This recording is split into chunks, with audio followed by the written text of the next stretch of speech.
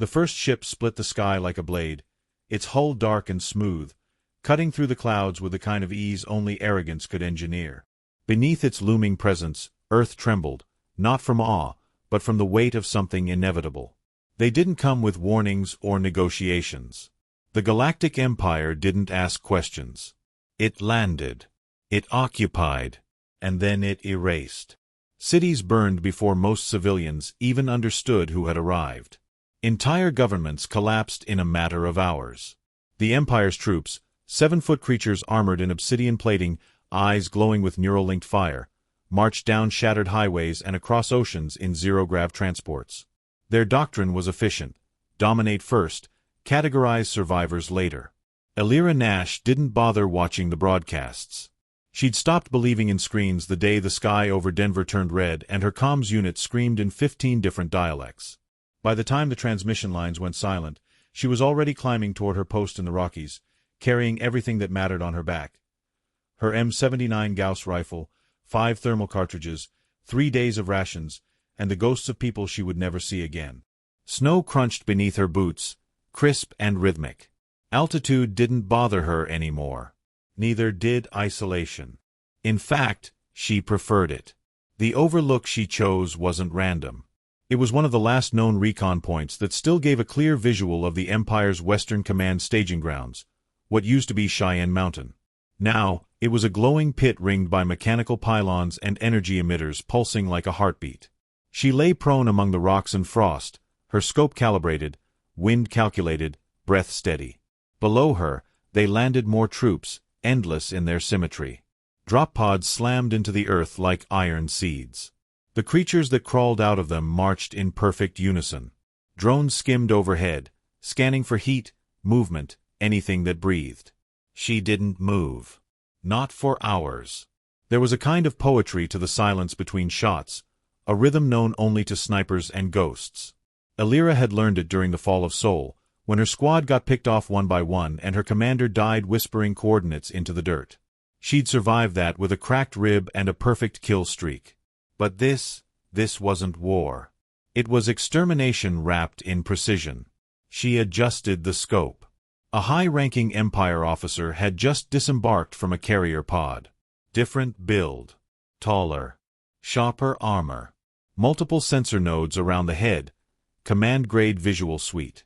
The kind that could see through most known forms of camouflage. But not hers.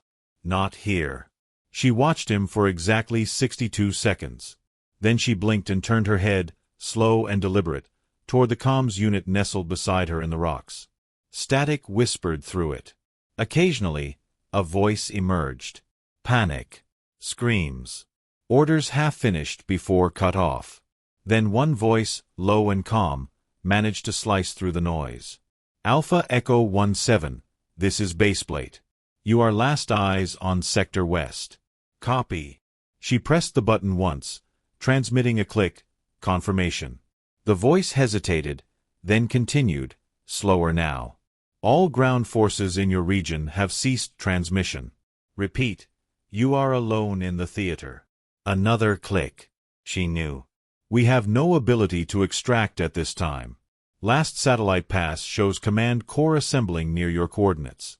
Orders are as follows. Maintain overwatch, observe and delay. Baseplate out.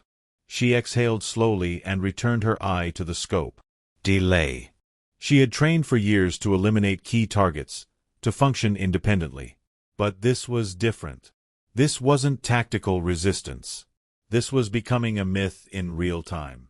Her trigger finger tightened, not yet pressing, just resting. She watched the officer pace, issuing commands with a hand raised in deliberate, practiced motions. Behind him, tech units deployed sensor towers that drilled into the dirt like roots of a spreading infection. She wondered briefly if he had a name, if there were files on him somewhere in some long-lost Earth database. If anyone would remember the exact moment he stepped out of that pod. If she made the shot, someone would. She thought of her sister, Ava, 12, obsessed with flight simulators, killed when the transport carrying evacuees from Chicago was intercepted mid-air. The memory struck like shrapnel, sharp and fast, but she let it pass. She couldn't afford to mourn. A snowflake landed on the scope's lens. She wiped it without breaking posture. The officer stopped moving. He turned, looking directly toward her ridge, though he couldn't possibly see her. For a moment, she imagined he felt something. The quiet weight of death hovering just beyond visible range. Her thumb disengaged the safety. The rifle hummed softly. But she didn't shoot. Not yet. Patience. Breathe. Wait for the pattern to break. Her HUD flickered, low power warning. She ignored it. Battery conservation was the least of her worries now. Through the scope, she tracked more movements, officers coordinating, soldiers forming into squads. If she shot now, they'd scatter. She needed impact, not chaos. A message. And then the moment came. A drone operator stepped forward, handing the officer a projection slab. He leaned in. His helmet retracted slightly, revealing pale, textured skin and angular, calculating features. Vulnerable. Elira's breath slowed. Her heartbeat was a metronome. Her world reduced to crosshairs and breath. She squeezed the trigger. The weapon recoiled with a sharp hiss, coil fire propulsion. The round traveled at Mach 5, faster than any sound the Empire's translators could warn him with. The officer's head snapped back. His body crumpled. The slab shattered. Everything below erupted into motion. Screams, not in English, but harsh and mechanical, filled the airwaves. Soldiers ducked, looked skyward, fired blindly. Drones scattered. Two collapsed instantly, caught in her preset motion sensors and laser trip lines. Old Earth tech, still lethal. She was already on the move. Backpack on. Rifle slung. She slid between icy rocks like a phantom, boots making no more sound than wind. The Empire didn't understand subtlety. Their doctrine taught them how to crush, not how to hunt ghosts. They would look for big movements, power signatures, full battalions. Not one woman who could wait in the snow for 18 hours without blinking. She reached her second nest half a kilometer north, slid into position, reloaded with shaking fingers. Her body ached, cold, stress, hunger. None of it mattered. Through the new angle, she saw them dragging the officer's body away, shielding it with armored guards.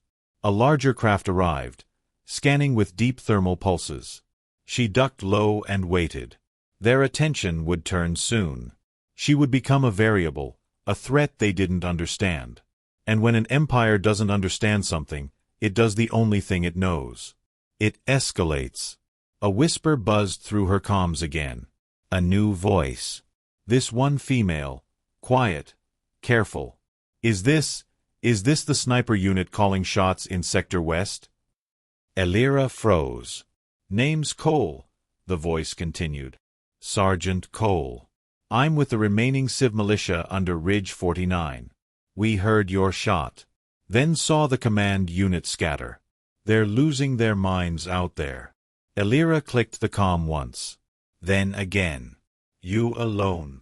Cole asked. Silence. We're holding out, Cole added, softer now.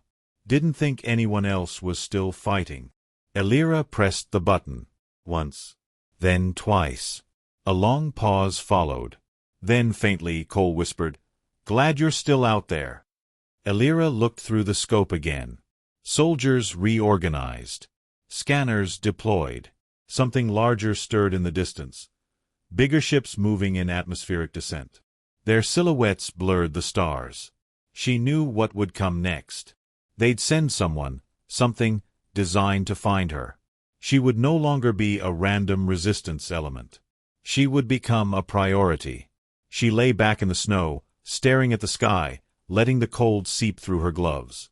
It calmed the burning in her shoulders. She wasn't a hero. She wasn't part of some master plan. She was a trigger waiting to be pulled again and again, until someone finally put her down or Earth stopped burning. And yet, that voice. That one voice. It reminded her why she had stayed behind. Why she had dragged herself up this mountain with no promise of extraction. She turned back to the scope. Another officer had taken the dead one's place. She chambered a new round. There was still work to do. The chaos began precisely 4 seconds after the shot. One clean hole had pierced the high-ranking officer's skull, just below the cranial sensors, the kill instant and absolute. By the time his body hit the ground, Elira was already gone, melted into the terrain like frost under sunlight. Below, the response was not confusion.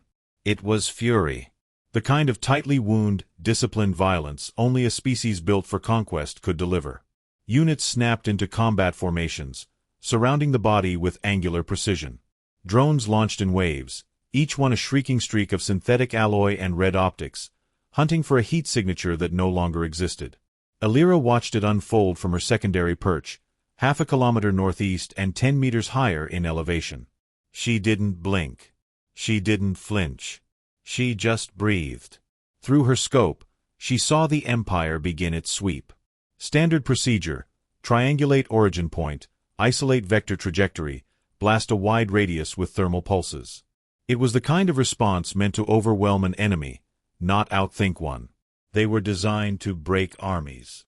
They hadn't accounted for a woman lying in silence among a field of ice, mud, and buried trap triggers older than the current war. She counted the drones. 12, fast-moving, triple-lens thermal optics. Each passed within 10 meters of her location. None registered her. Her suit was a fusion of old-world ghillie camouflage and newer adaptive mesh tech, what little Earth had salvaged before the satellites were dust. But tech alone wouldn't have saved her. Stillness did. Timing did. She was more sniper than soldier now. Less woman than function. She shifted her rifle 1 millimeter to the right, tracking a squad leader barking orders to foot soldiers. His stance was aggressive, command presence, used to submission. He gestured toward the hills, ordering troops to spread wide. They would flush her out like game. In his mind, she was just a remnant. A final flicker before extinction. She adjusted wind compensation by a fraction, barely more than a breath. Another shot cracked the air, softer than a whisper but sharp enough to split bone. The squad leader dropped, his head twisting in a grotesque arc. Blood, black with violet sheen, sprayed the snow. And again, panic. Their tactics changed. The troops no longer moved with rigid discipline. They clustered, hesitated. A few opened fire blindly into the trees, vaporizing branches and rocks, screaming commands into their encrypted channels. She listened. Her receiver, tapped into the static between alien bands, caught fragments of distorted conversation. It wasn't the words that mattered. It was the tone. They didn't understand what was happening. Not fully. Not yet. She stayed low and silent, feeding on their uncertainty. Fear wasn't just a weapon, it was leverage. These weren't humans. They hadn't grown up with stories of underdogs, of outnumbered soldiers turning tides with grit and timing. They didn't believe one individual could unmake a battalion. They believed in superiority. In numbers. In unbroken chains of command. She broke one link. Then another. And still they searched in the wrong direction. A voice cracked through her receiver again, clearer this time. "Sniper, this is Cole. We're still receiving. You still operational?" Elira pressed the comm once. Then twice. "You dropped a commander," Cole said. "We watched it through our scope feed. You're turning their formation into spaghetti." Elira allowed herself a fraction of a smirk. Her lips barely moved. "We're 87 clicks south," Cole continued. "Minimal resistance here, but if you keep drawing them north." The message cut out. The signal scrambled. Her scope flashed, a low, sharp beep. She refocused, blinking once to activate the magnifier lens. Something new had entered the field. Sleek. Tall. Different armor. Less mass, more curvature. Adaptive plating. Blue etched symbols along the shoulder guard. A cloak shimmered behind it, heat displacement tech woven into the fibers. She recognized the body language before the profile. Elite. The Empire had sent a specialized counter-sniper. She moved differently. No wasted steps. No broadcasted orders. The unit scanned with its own eyes, not relying on drones. One hand hovered near a sleek, narrow rifle magnetically attached to its back. This one knew what to look for. Elira immediately dropped her scope and began repositioning. Slowly. Quietly. They weren't guessing anymore. They were hunting. She retreated 10 meters, then turned sharply east into a lower ridge. The area had more rock cover, fewer heat-reflective surfaces. It wasn't optimal for a shot, but it was better for vanishing. The temperature was dropping again. She welcomed it. Cold meant breath control. Cold meant fewer drones. Cold favored the patient. She scanned again. The new figure was already moving upslope. Not toward her last nest, beyond it. The Empire's elite had predicted the escape vector. A good read. But not perfect. She looped under a snow shelf, planted a signal decoy node, and ascended through a side path she'd memorized days ago. She was in position 30 seconds before her predator reached visual range of the decoy. She watched through a new angle. The elite paused, crouched, and raised a scope of their own. She tightened her grip. A sniper duel wasn't about speed. It was about rhythm, thought, silence. You didn't outshoot your enemy. You outweighted them. She considered taking the shot. The elite's face was still hidden, helmet intact. The body was covered in layered adaptive mesh. No clear kill point yet. She marked the potential vulnerabilities, joint seams, the moment the scope was lifted, the half-second delay between scan rotations. But the elite never paused long enough. This one knew. Elira backed off. It wasn't time. Not yet. Instead, she let the cold swallow her again. She needed elevation, distance, fresh angles. The wind picked up, carrying with it the echo of distant artillery fire. Probably a human militia group getting cornered. Probably another burial site by morning. She kept moving, slow and steady, pushing through terrain that would have torn most suits apart. Her armor held. Earthborn materials. Hand-stitched reinforcements. Her father's old climbing rig modified into armor panels after he vanished during the siege of Spokane. Her third nest was 20 meters above her second. Narrower field. More blind spots. But she knew the blind spots better than the enemy ever would. She set up again. Through the scope, she saw movement near the old ridge. A full platoon was scanning the decoy node. They'd committed multiple squads now. Good. That was pressure the militia wouldn't face. Her breath fogged her mask, then cleared. She caught a glimpse of the elite again, just a flicker across the edge of her scope's magnifier. They were scanning too, slowly, deliberately, taking their time. Elira exhaled and made her decision. She didn't aim for the elite. She turned the scope toward the base of the hill, where a technician squad had deployed a command array. Communications, navigation relays, and 2 hover transports loaded with signal jammers. She dialed in. First shot, technician, center mass. Dropped instantly. Second, power core of the array. Explosion flared, briefly blinding. She used that flash to move again. Third, the signal jammer, punctured and bleeding sparks. She disappeared again before return fire scorched the rocks she had just occupied. They wouldn't know where she'd gone. They only knew she existed, and that she was close. She moved northeast now, the terrain shifting into pine-thick ridges and shadowed hollows. The snow lightened. The trees gave her cover and blind angles. The Empire preferred open terrain. They couldn't adapt to what they couldn't survey. The comm crackled again. "You still alive?" Cole's voice came through, strained. "They're pulling forces off our sector. Whatever you're doing, it's working." Elira clicked once. "Some of our people want to come find you. Link up. You could train them." No click. No reply. She wasn't a teacher. Not anymore. But she was something else now, an equation they hadn't solved. Back in her new perch, Elira refocused.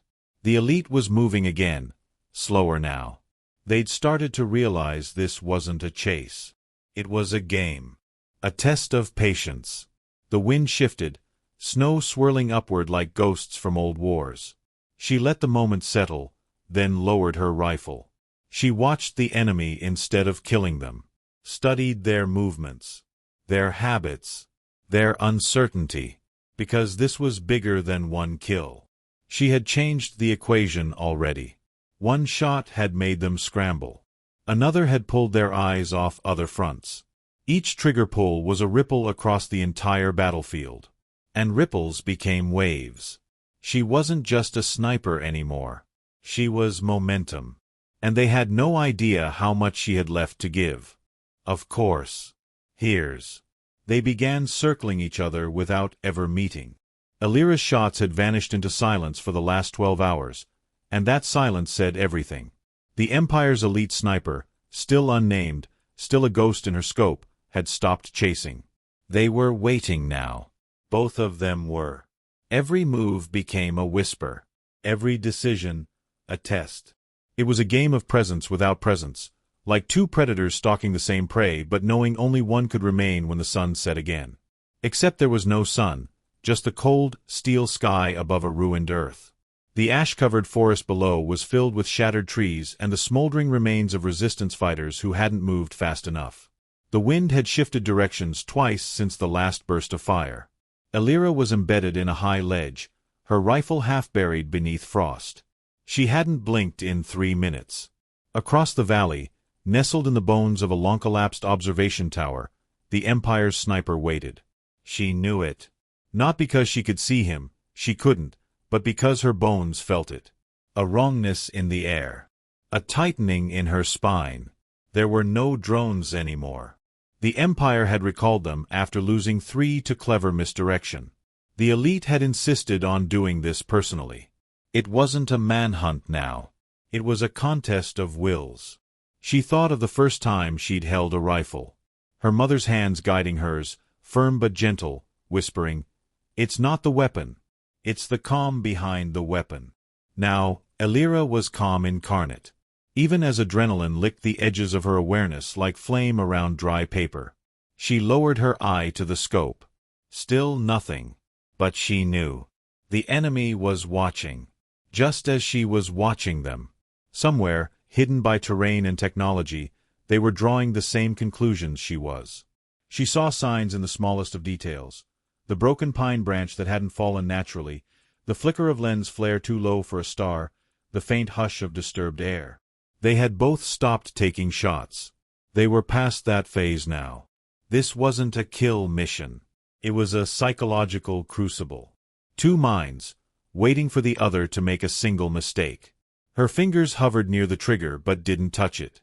She let her breathing slow, sinking with the tempo of falling snow. Each flake a second. Each second a study in restraint. It had started with blood. Her shot. Her choice. Now it had become something else, a duel without language. She didn't know the enemy's name, species, rank. She only knew the way he moved, like an echo in terrain. Precise. Unhurried. A mirror of herself. Somewhere, they were moving. Advancing. She shifted slightly, adjusting her angle no more than 3 degrees. A tree branch sagged under the weight of frost. A shadow twitched. Nothing obvious. Nothing loud. That was the point. Her earpiece buzzed briefly. Cole's voice, distorted by interference. "See movement near Sector 14. Might be them." She tapped once to cut it off. Any signal could be intercepted. She'd told them that. This wasn't their war to play hero in. Not now. She knew where Sector 14 was. Roughly 1.3 clicks southwest. That was bait. Either intentional, planted misinformation, or the Empire trying to flush her into a funnel. She considered the possibility they'd discovered her pattern. The Empire had AI-supplemented strategists. It wasn't impossible. But the elite sniper didn't feel like a strategist's pawn. This one was operating on instinct. Pattern-breaking instinct. Still, the distraction mattered. It meant time was moving again. The frozen game of patience was shifting. Alira checked her perimeter one final time before she relocated. She left no trace. Her heat trail cooled within 30 seconds. her presence erased as if nature itself had swallowed her whole. She moved along the cliffs, keeping low, always under cover. She passed a burnt-out husk of an old resistance outpost, the charred emblem of the Earth militia half buried in ash. She didn't stop. She didn't remember. Not now. By the time she reached the ridge line, a storm had begun to roll in. Good. Interference. She could use it. The moment she crested the rise, her instincts screamed. Movement. To the left. Too fast to be an animal, too smooth to be random. She dropped instantly, rolled, brought her scope to bear. Nothing. Just falling snow and long, skeletal trees. But she knew. That had been them. Closer than before. She pivoted back, took cover under a shelf of stone, and waited. Wind howled. A gust moved snow in violent spirals. And then, there. A flicker. Her heart didn't beat faster. Her muscles didn't tense. She just waited. The elite sniper stepped into partial view. Only for a moment. But enough. His armor was different now. Modified. Layers peeled away for speed. The rifle he carried was long-barreled, matte black, balanced perfectly across his back. The helmet covered his face, but his body language told her enough. This wasn't overconfidence. This was ritual. He knew she was watching. And still, he stepped into view. She didn't fire. Neither did he. He looked toward her, directly. Through trees. Through distance. A silent nod. Acknowledgement. She lowered her scope, just slightly. They were speaking now, without words. It was respect. A warning. A challenge.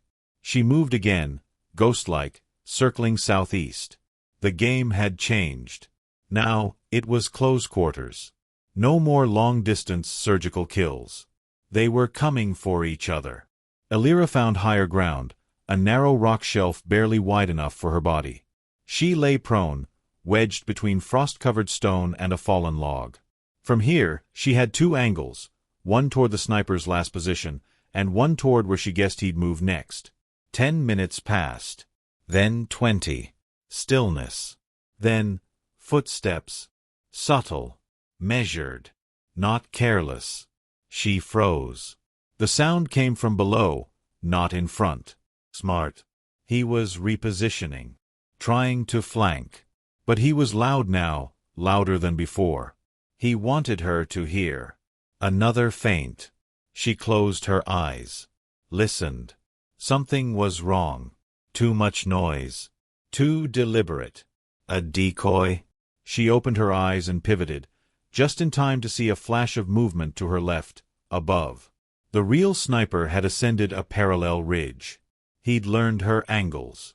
Studied them. Her heart kicked once. Just once, but that was enough.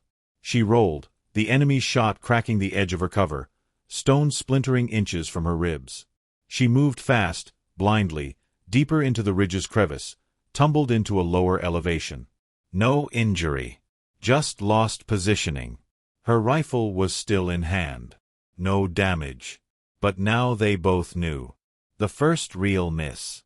The first real strike. He was good. Too good. She recalculated everything. Routes. Angles. Kill zones. This wasn't a duel anymore. It was evolution. They were learning each other. Adapting in real time. She circled again, faster this time. Less cautious. Risk was necessary now. Her breath stayed steady, but her mind raced. He'd predicted her last nest. How? Pattern recognition? Or something else? She reached the next vantage point, just a sliver of ground overlooking a frozen ravine. She paused, scanned. A shimmer. Barely perceptible. A cloaking field displacing snow in a way that wasn't natural. She didn't fire. She waited. The shimmer moved. He was moving again. She exhaled, centered herself. Time slowed. She lined up the shot, not to kill, but to warn. She fired. Her round struck the rock 1 meter beside his path. He froze. He knew what that meant. That she could have taken him, but hadn't. Now they were even. Both had missed on purpose. Both had seen the other clearly. Both had walked away. It wasn't mercy. It was mutual recognition. This duel would end. But not today. She vanished into the trees again, the storm deepening behind her. From above, wind screamed down into the ravine, swallowing her footprints in minutes. And somewhere in the dark, her shadow answered his. The air was thick with the smell of ozone and damp ash. Smoke coiled through the wrecked trees like dying breath, curling around the remnants of the battlefield where two shadows had danced in silence. Alira crouched in the ruins of a collapsed fuel depot, her rifle cradled against her body, heartbeat a steady drumbeat behind her ribs. She hadn't slept in almost 2 days. The adrenaline was gone now. What remained was something deeper, more solemn, an awareness of what this was no longer about. It wasn't just about the Empire, or resistance, or revenge. It was about memory, legacy. The duel was no longer just between snipers. It was a story written in silence and retold in every movement of their weapons. A language only 2 people in the galaxy could speak. Cole's voice crackled faintly in her earpiece. We lost contact with Site Echo. We think they're closing in. Alira, we can't hold this line without you. What's your status? She didn't respond. She couldn't. Not because she didn't want to, but because something else held her still. She watched the horizon. There, through the smoke, a figure was approaching. Not from stealth. Not from cover. Deliberately. The sniper. His rifle was slung across his back. His helmet hung loosely in one hand. His armor was scorched and battered, and his movements were slower than before. He walked like a man who knew the end had come, but not yet the form it would take. Alira stood slowly. They faced each other across 50 feet of shattered earth and twisted metal. Her hands didn't shake. Her eyes didn't blink. She didn't need to raise her weapon. Neither did he. The moment stretched between them. His voice broke the silence, low and accented, each word shaped carefully by someone used to listening more than speaking. "You're the best shot I've ever seen," he said. "Human or otherwise." Alira didn't answer at first. She studied him, really studied him. Not just as a threat, but as a person. The lines of fatigue around his eyes. The way his breathing hitched slightly when he shifted his weight. "You trained to hunt ghosts," she replied. "You became one." He tilted his head slightly. A gesture that might have been respect. Or perhaps regret. "I didn't come to kill you," he said. "Not anymore." "Then why come at all?" He looked past her, to the ridge where the ruins of a downed resistance gunship smoldered. "Because I wanted to know what kind of warrior you are. Not what the reports say. Not what my command believes. I wanted to see it for myself. And now I have." She narrowed her eyes. "Is that what this was? A test?" "No," he said.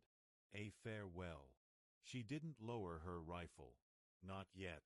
You're retreating? The Empire will lose this planet. Maybe not today, but soon. The command doesn't believe it yet, but they will. You've already won more than they expected." Alira felt the weight of his words, but she didn't trust them. Couldn't. "You're still their weapon," she said. "Was," he replied. A gust of wind swept through the wreckage, scattering ash like snow. Silence returned. Finally, Alira stepped forward. Her voice softened but never lost its edge. "What happens now?" The sniper placed his helmet on the ground gently, then backed away 2 steps. "You don't need to kill me. I'm not your legacy." Something in her chest tightened. Because he was right. Her legacy wasn't about the final shot. It was about what remained after. The Empire would send others. Not like him. But colder, more mechanized. They would lack his honor, his restraint. His disappearance would be seen as failure, and they would replace him with something worse. She couldn't stop that, but she could shape what came next. "Alira," Cole's voice returned, more urgent now. They're falling back. Imperial comms are going dark across 3 sectors. Did you do something? She didn't answer. Not yet. The sniper gave her one last look. Then, without a word, he turned and walked away. No gunfire. No final duel. Just silence between 2 people who had both seen enough. Elira waited until he vanished beyond the smoke, swallowed by the forest. Then she turned her comm back on. "Cole," she said. "The duel's over." A pause. Then, "What the hell does that mean?" "It means we might survive this." She moved quickly now, picking her way down into the ravine where resistance fighters had gathered. When she emerged from the trees, a dozen faces turned toward her. Some were covered in grime, others wrapped in hastily patched bandages, but all shared the same expression, hope tempered by disbelief. "You came back," one of them said. "I never left," she replied. They didn't cheer.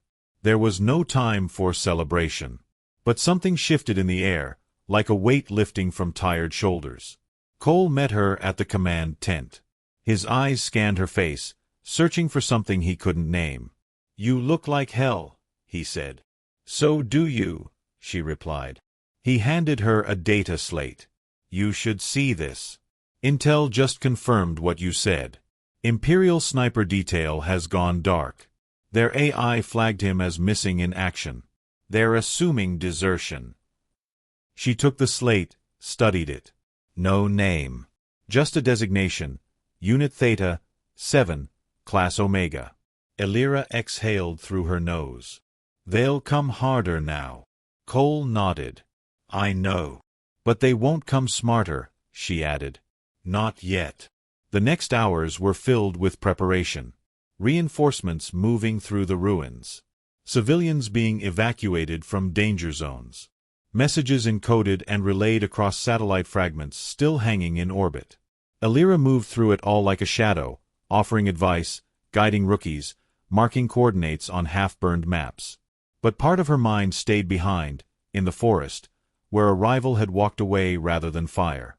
She climbed to a watchtower before dawn. The structure groaned beneath her boots, barely stable, but tall enough to see the horizon. From up here, Earth looked wounded. Not broken. Just scarred. She understood that.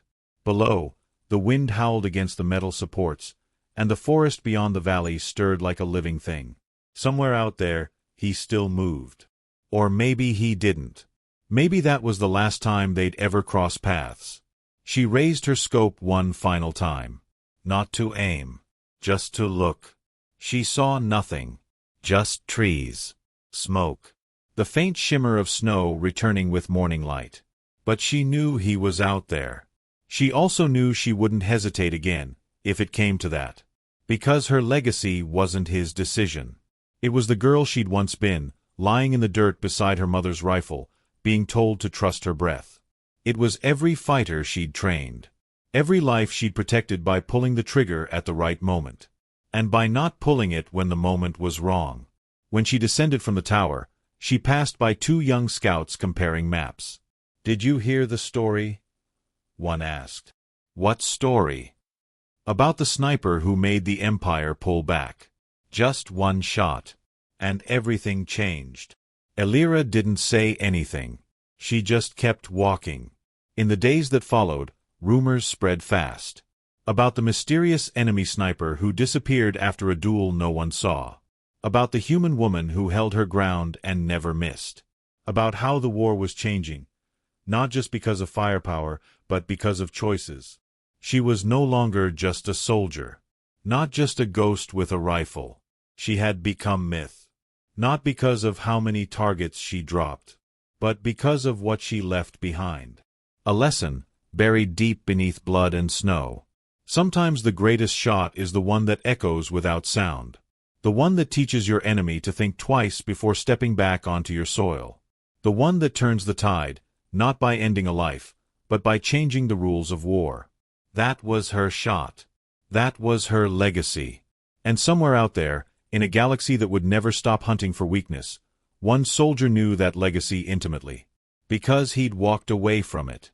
and he was still alive to carry the story.